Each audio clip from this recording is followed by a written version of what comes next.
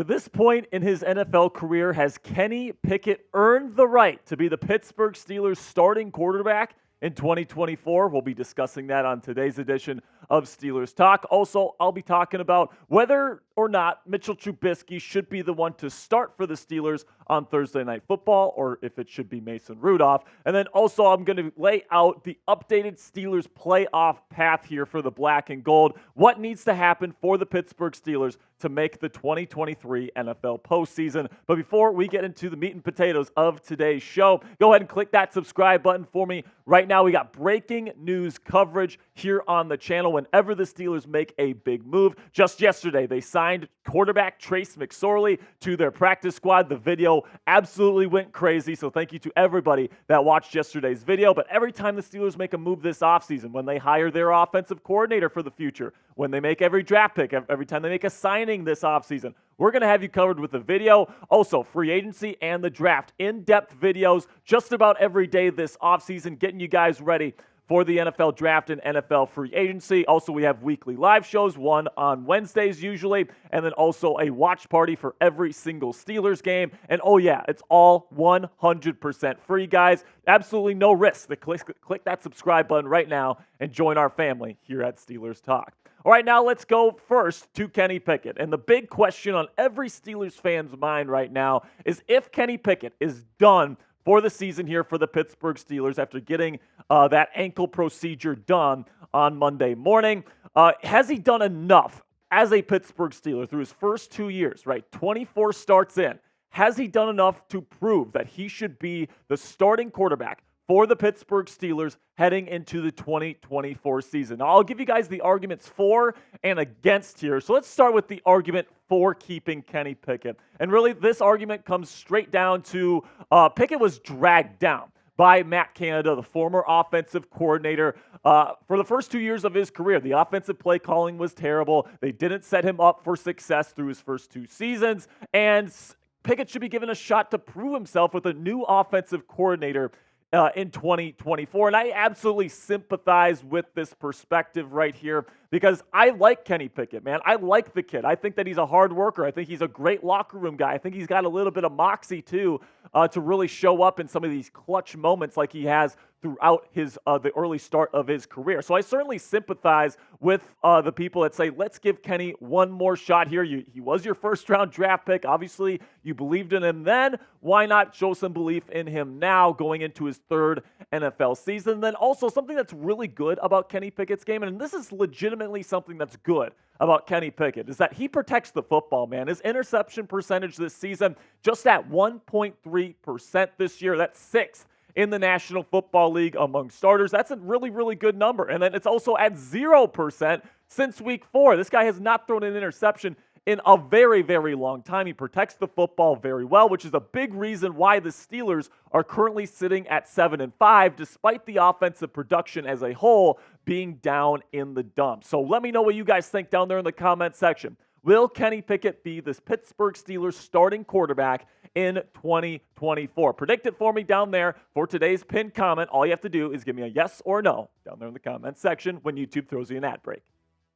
Now, the argument against bringing back Pickett here is that on film, Kenny has shown a lot of concerns that have little to nothing to do with the play calling. Like, you can completely separate the play calling from the bad things that you're seeing on tape here. I have 5 specific issues with Kenny Pickett when I watch him on film to this point in his career, and it has me extremely worried that he's going to end up being a bust, and if you keep him as your starter in 2024, you might be wasting a season with all this great talent on the Steelers roster. The first concern that I have is pocket presence, and this is something that I've had an issue with Pickett even going back to college, right? So he would be back there, he'd get through his first couple reads, and then he would still have a clean pocket, and what I would want him to do is step up in the pocket and continue on through his read. But Pickett isn't comfortable doing that. He likes to try to escape the pocket. He likes to try to use his legs and be a scrambler, even if there's a clean pocket to work with. But the problem with this is it really gets him in trouble a lot. He likes to drift. He likes to leave clean pockets. And NFL defenses definitely know this about him, so they like to play contain. When Kenny tries to get out of pockets, it can lead to some easy sacks. Don't really think that he has a good pocket feel, trying to feel the open spaces in the pocket. So it really does seem like Kenny Pickett, at this point in his career, is a first read, second read kind of guy. And then outside of that, he tries to be a scrambler. It just hasn't really worked out for Kenny to this point in the year. The second issue that I have with Kenny Pickett's game is his downfield vision. As most of you guys know, if you guys follow me on X at Jack_Sperry, I put out a bunch of film clips, all 22 film clips on Kenny Pickett every single week, breaking down his game. And I can't remember how many times that I've put a clip out on my Twitter there where there's a downfield route, a downfield concept that's developing, and Kenny Pickett just doesn't see the wide open wide receiver. And even going back to college, you would have a tough time seeing rotating safeties on the back end. Downfield is really where Kenny Pickett struggles to see the field, and that's something that the best quarterbacks in the National Football League are able to do. So this is definitely something that's going to be hard to fix if you're Kenny Pickett. This is definitely more of a feel of the game sort of deal, and that goes for pocket presence as well. That's something that's really difficult to teach and to coach into a player. You just kind of have to have that gift. And then also, number 3, another issue that I have when I watch him on film is the inconsistent accuracy. His catchable ball percentage and his on-target ball percentage this year are bottom 5 to bottom 10 in the league this year. That's not very good at all. You look at the catchable ball percentage this year, 32nd among NFL quarterbacks with at least 75 pass attempts this year, just 82.7, which means about 17% of his passes just aren't catchable, period. And then when it comes to the on-target percentage, 19th, which is better, but at the same time, man, you can't be throwing 17% of your passes just absolutely uncatchable. That's just not acceptable from an NFL starter, and Kenny Pickett is definitely going to have to get better in the accuracy department if he wants to earn this job for the long term. Another thing that I have a problem with Pickett's game here is his pressure identification. I actually put a post on this on my Twitter yesterday where Kenny doesn't really understand when he's hot at times. I mean, we've been seeing this all season long with defenses sending some exotic blitz packages, getting some guys open, getting some guys free and unblocked towards him, and it looks like Kenny Pickett has no idea that he's hot. And this is something that NFL quarterbacks need to be able to do, because if you don't know that you're hot, you don't know you have to get rid of the football quickly, and it leads to more sacks, it leads to more poor decisions, and all these things just start to stack up for Kenny Pickett because he just doesn't seem to know post-snap. He can't really read the defense, know that he's hot, and know that he has to get it to his hot receiver. It's really something that's super frustrating to watch on film because really an NFL starting caliber quarterback needs to be able to do this, and Kenny just simply doesn't. Then we get to the red zone deficiencies, and this might be the biggest issue that I have with Kenny Pickett at this point in his NFL career. Once the Steelers get into the red zone, this guy just can't get us in with his arm. The Steelers really rely on the ground game to get them into the end zone this season, and Kenny Pickett just plain and simply needs to be better. I mean, you look at the stats this year in the red zone when compared to other NFL starters, he's dead last in NFL starters in touchdowns so far this season in the red zone. Only 3 touchdowns through the air in 12 starts. That's just absolutely abysmal. The touchdown percentage is also dead last at just 10.3% of his passes actually ending up in a touchdown there in the red zone. And then the accuracy isn't great either. Bottom 5 in both catchable ball percentage and on target percentage in the red zone. So, I think that you can put some of these things at the foot or at the feet of Matt Canada, but a lot of these things are absolutely on Kenny Pickett, and it's on Pickett to get better in these categories if he wants to be a legitimate starting quarterback in this league, especially here in Pittsburgh, where, of course, the expectation is that the standard is the standard, and Kenny Pickett is far from that at this point in his NFL career. And really, the big thing that when I take all these things with Kenny Pickett on film, and you boil it down to the gist, it's that he's not somebody that the Pittsburgh Steelers are winning games because of. Yes, they're winning games with him, And, the low interception percentage is something that really helps and aids in that winning. But at the end of the day, there's guys in this league that you can win with, and there's guys that you win because of. And you really can't win a Super Bowl in this league, at least in my opinion, without a quarterback that you can win because of. And right now, the Pittsburgh Steelers don't have that. Can Kenny Pickett potentially become one of those guys with a new offensive coordinator that fixes all these flaws in his game? I mean, maybe, but am I confident that he's going to just magically transform into a brand new quarterback with a new offensive coordinator? Personally, guys, I'm not sure if that's a realistic possibility.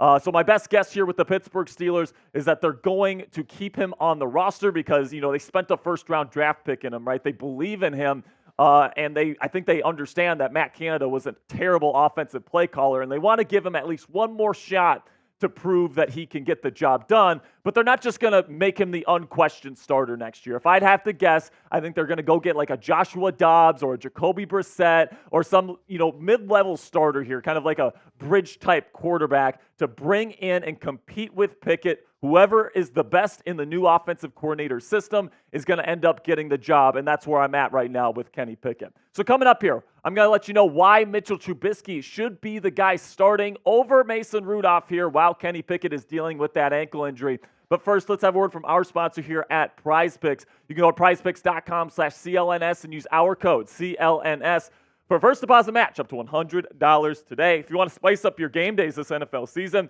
you can get started with PrizePicks today. And if you're wondering what PrizePicks is, it's a skill-based, real money daily fantasy sports game. It's super fun, super addictive. You might be asking yourselves, how does this work, Jack? Well, here's how. You pick 2 to 6 players, and if they'll go for more or less than their PrizePicks projection. You can even win up to 25 times your money on any entry. So if you know ball, you can absolutely make money with PrizePicks starting today. So let's look at my PrizePicks entry for this Thursday night football matchup here between the Steelers and Patriots. I'm going to go all more on our Pittsburgh Steelers. I'm going to go with the more passing yards for Mitchell Trubisky at 180.5. I'm going to go with the more on Jalen Warren rush yards because he's been fantastic this season. And then George Pickens, I think that he was Mitchell Trubisky's favorite target when Trubisky was the starter last year, and I think Pickens is going to get more than the 38.5 receiving yards that are currently listed on the PrizePicks website. You can get your picks in before kickoff on Thursday night right now by going to prizepicks.com/CLNS and use our code CLNS for a first deposit match up to $100 today with PrizePicks. It takes less than 60 seconds to make your picks. So get started right now. Go to prizepicks.com/CLNS and use our code CLNS for a first deposit match up to $100 today. That's code CLNS at prizepicks.com/CLNS for a deposit match up to $100 today. So personally, I think that Mitchell Trubisky is the right call here for the Pittsburgh Steelers to start, at least this week, for Thursday Night Football against the New England Patriots. Not Mason Rudolph, not Trace McSorley, and God, not Big Ben Roethlisberger, because I know that's not going to happen, all right? But let's go over Mitchell Trubisky's kind of profile here and the reasons why I think that he is the right guy to start this week. First, he's better prepared at this point in the season to take over as an interim starter. He has been preparing as the first backup here to potentially take over in the event of a Kenny Pickett injury, whereas Mason Rudolph has been a scout team guy. He hasn't really been playing with the first team offense nearly at all over these last 2 seasons. So the idea that he's just going to be able to come in with little to no practice here and just be better than Mitchell Trubisky, I just find that to be pretty unlikely. Also, Mitchell Trubisky also offers more in terms of mobility than Mason Rudolph. I think that you can do more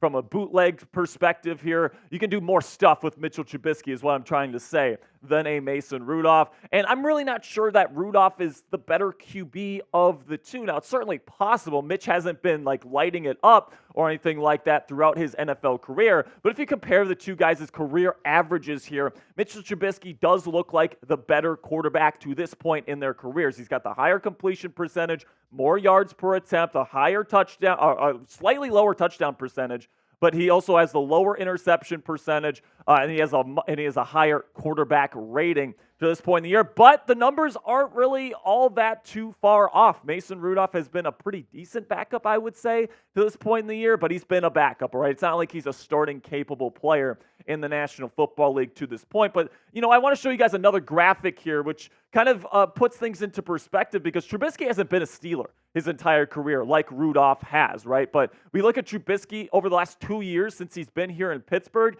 and the numbers get a little bit more interesting here because even though he still has a higher completion percentage and yards per attempt, he's pushing the ball down the field more. Rudolph's touchdown percentage is significantly higher with his time here in Pittsburgh, and he has the lower interception percentage. So I'm really looking at these numbers right now. I think that you can make an argument as to which quarterback is technically better at the position, but because of Mitchell Trubisky's role here as the first backup quarterback, I think he's more prepared to take on the job, at least right now. And now if he stinks over the next week here or even over the next 2 weeks, then I would say give Mason Rudolph a shot. But at this point, I do think Trubisky's the guy, and I actually think the Steelers are going to win this week against the New England Patriots with Trubisky under center. But let me know what you guys think down there in the comment section. Who should start? Should it be Trubisky or should it be Rudolph? Type MT if you think Trubisky should be the starter, or type MR if you think Mason Rudolph should get the start here on Thursday night.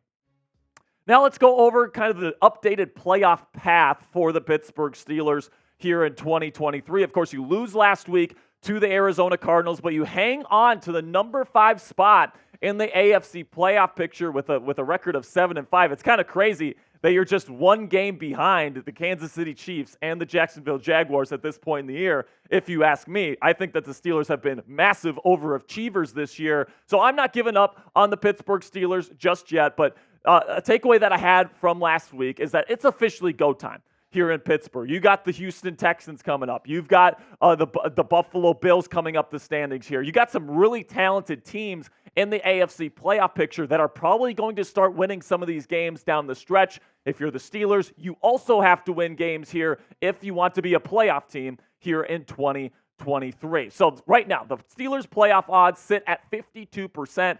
According to the New York Times. And if you lose this week, those chances go down dramatically. So you really do need to win 2 games, okay, left on the schedule. I think you have to win against the Patriots here on Thursday Night Football. And then you also, I think you have to beat the Cincinnati Bengals at home. Jake Browning just went into Jacksonville and upset the Jaguars.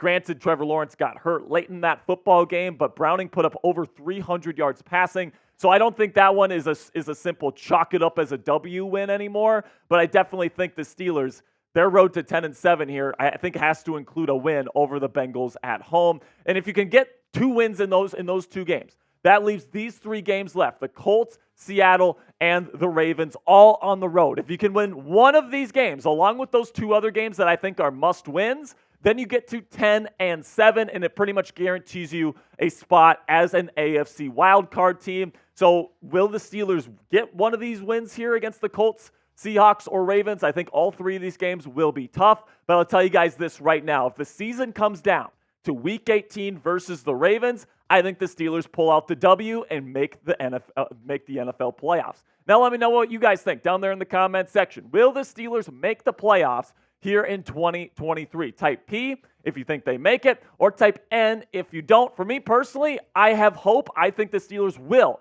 be making the playoffs as a wild card here in 2023.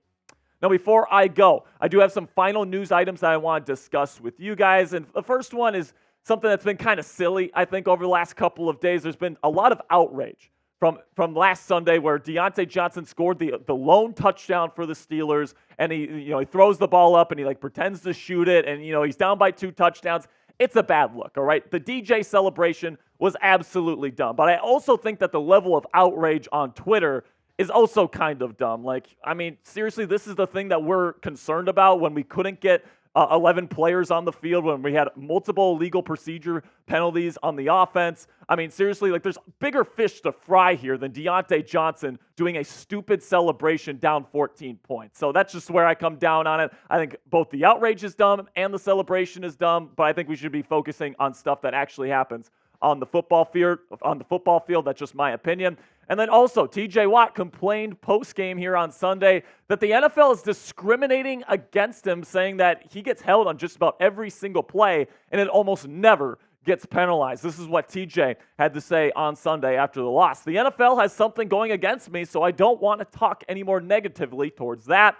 I don't know what I did, so I'll just leave it at that. So personally, the way that I feel about this is that you look at the numbers. I mean, TJ Watt has been called on for like a holding penalty on an offensive tackle like 3 times over the last 2 or 3 seasons. It's just something ridiculous like that. I absolutely think the NFL is discriminating against TJ Watt because he is so dominant. But let me know down there in the comments section, is this statement true or false? If you think TJ Watt's getting discriminated against because he's so damn good, type T. Or if you think it's false and you think he gets treated like everybody else, type F for false.